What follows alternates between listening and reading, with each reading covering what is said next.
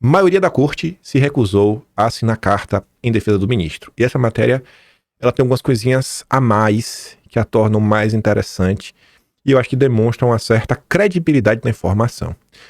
O Poder 360, ele tem um certo respaldo, né? Por estar em Brasília há muito tempo, vários ministros já consideram várias entrevistas, eles realmente têm, de vez ou outra, alguma informação exclusiva. Aí ele fala o seguinte, ó, não houve consenso, segundo apurou o Poder 360, mais da metade,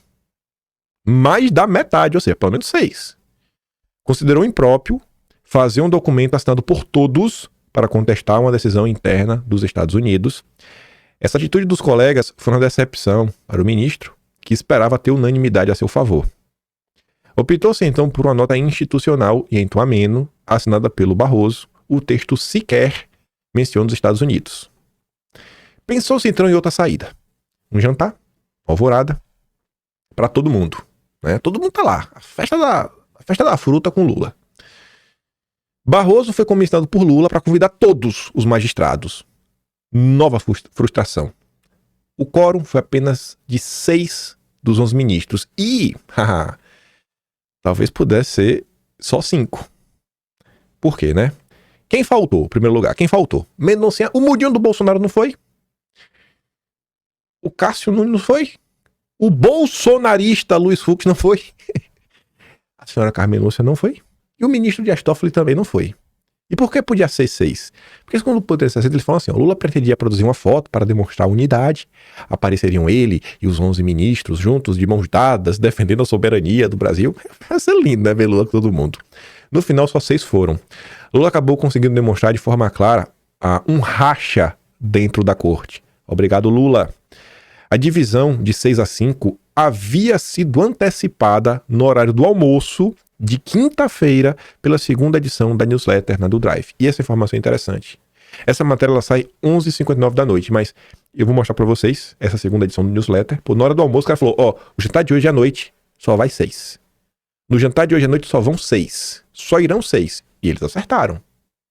Então parece aí que realmente pode ter um certo racha. Mas calma.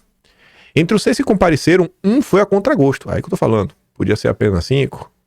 Edson Fachin, que no julgamento do Marco Civil da Internet votou junto com os bolsonaristas pela liberdade de expressão. Edson Fachin esteve na Alvorada só porque será o próximo presidente da corte daqui a menos de 2 meses. O Fachin achou que mesmo contrariado seria ruim do ponto de vista institucional faltar ao evento, até porque o seu vice será justamente o ministro. Há um sentimento na corte de que o ministro está levando todos da corte para um caminho sem volta. Na decisão em que mandou colocar a tornozeleira no Bolsonaro, ele chegou a sugerir tacitamente que os Estados Unidos são inimigos estrangeiros do Brasil. Isso pegou muito mal, isso chegou nos Estados Unidos, conforme a apuração do Metrópolis. Não está na matéria do 60, mas eu estou lembrando porque a gente comentou sobre isso em vídeo. Esse tipo de linguajar foi considerado impróprio pela maioria dos ministros. Aí você vai ver a newsletter que eles publicaram mais cedo, é privada, mas eles deram acesso público só para provar. Isso aqui está na hora do almoço e falava assim, jantar, adesão parcial. O jantar seria à noite, eles falaram muito antes do jantar.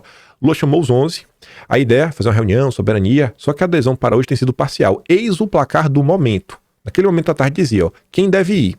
O ministro, Zanin, Fachin, Dino, Gilmar e o Barroso. Quem deve faltar? E cravaram. E por que isso importa? Esse placar de 6-5 é um sinal da primeira fratura real no Supremo sobre como a corte tem se comportado em anos recentes. Barroso e Lula têm tentado aumentar o quórum. Não está fácil. A ver. Ui. Gente, tem uma coisa em tudo que está acontecendo, que é o seguinte. Eu tô repetindo isso porque a imprensa está com o pé no acelerador. Só matéria para tentar moldar a opinião pública através de propaganda. E tem muita gente também que só lê o que sai na direita. E que eu também acho que tem que ter um meio termo nisso. Mas, quando você olha para essa situação, o que está acontecendo, e eu falo, gente, é um processo que vai demorar de qualquer forma. E isso é a magnífica que vocês esperam que também. Talvez vocês todos, pode até parecer piada, pode parecer que eu tô falando para agradar, mas talvez vocês todos tenham um entendimento maior dos problemas decorrentes da Magnitsky do que os ministros.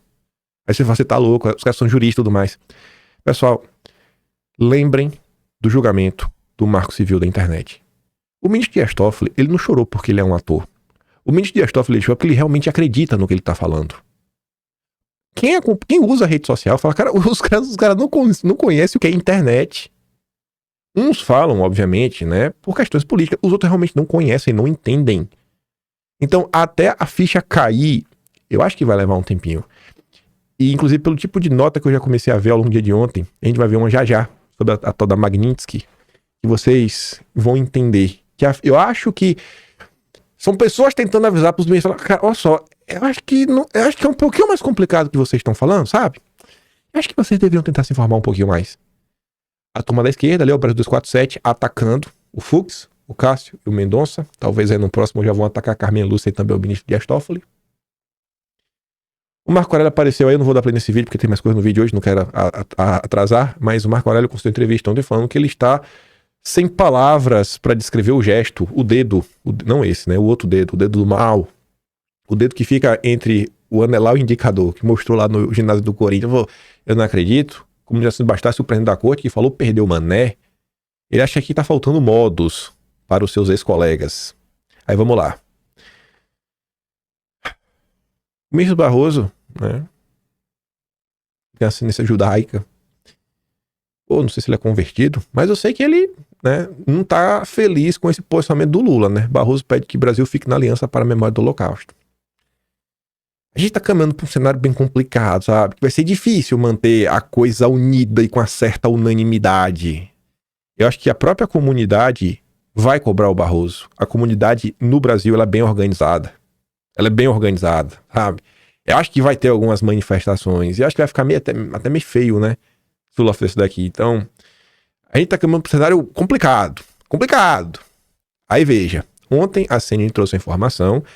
E eu digo para vocês que é por aí mesmo. Hoje da madrugada a Globo solta isso aqui, dando validação, falando que realmente isso aqui aconteceu. Essas movimentações aconteceram. E começaram aí certas aproximações. Tentativa de construção de pontos com interlocutores. Ontem, inclusive, a gente entrevistou Eduardo Bolsonaro. Já tá lá no site do Quinto Elemento, se não viu, entrevista exclusiva. A gente gravou com ele de manhã e eu perguntei para ele sobre interlocutores. Se tem já diálogos. E Eduardo falou e, assim, a entrevista, eu tava gravando com ele, era 9 da manhã no Brasil que a gente começou a gravar. Então foi antes disso aqui. Quando vi isso aqui, eu falei, ih, rapaz, tá na mesma linha do que o Eduardo falou. Escute só se você já não viu.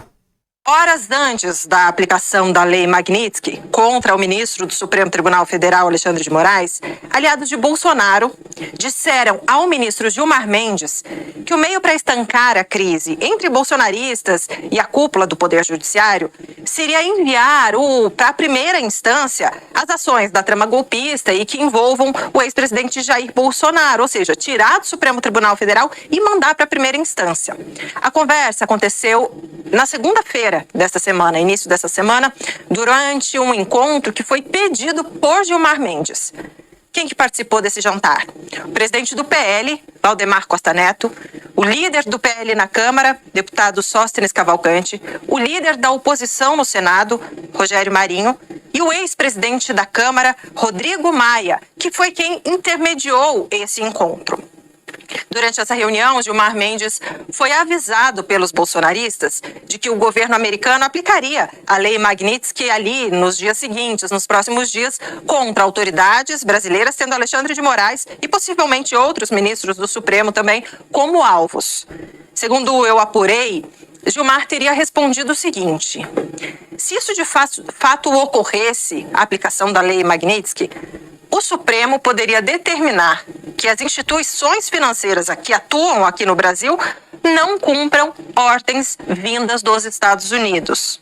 Então, essa foi a resposta. Quando disseram, aliados de Bolsonaro disseram para Gilmar Mendes, segundo eu apurei, que a Lei Magnitsky estava chegando essa semana, ele disse, ele não recuou e disse, olha, então a gente pode determinar, eventualmente, sim, soltou com uma ideia, que as instituições financeiras não cumpram as determinações vindas dos Estados Unidos. Falou, né? Manda! Eu acho que ele não tá entendendo o que tá acontecendo. Eu tô falando do julgamento do Marcos pela internet. Eu acho que a prova que o ministro... Acho que ele não tá entendendo. Quem deu foi a Globo, porque os cartões internacionais já foram cancelados por precaução, né? Então já tá começando. Isso porque a turma ainda vai no jurídico. Mas vamos continuar. Também apurei que essa conversa, esse jantar entre bolsonaristas e Gilmar Mendes, durou cerca de 2 horas e meia. E foi considerada uma conversa muito dura e ruim. Esse primeiro contato ainda não produziu nenhum avanço prático no caminho de uma pacificação, embora todos ali presentes tenham concordado que esse canal de diálogo vai continuar aberto para novas rodadas, novos encontros. Isso foi na segunda-feira. Na terça-feira, apurei que o ministro Gilmar Mendes conversou ao telefone com o advogado Fábio Van Garten, ex-ministro de Bolsonaro. Van Garten havia estado em Miami com o deputado Eduardo Bolsonaro e estava ali com o termômetro calibrado para saber como estava pensando o filho de Jair Bolsonaro. Segundo pessoas que conversaram com o aliado de Bolsonaro, essa conversa entre Van Garten e Gilmar Mendes caminhou melhor. Até porque eles têm uma relação antiga entre o ministro Supremo e o advogado, mas eles caminharam ali no sentido de que é preciso encontrar um denominador comum para aplacar a crise.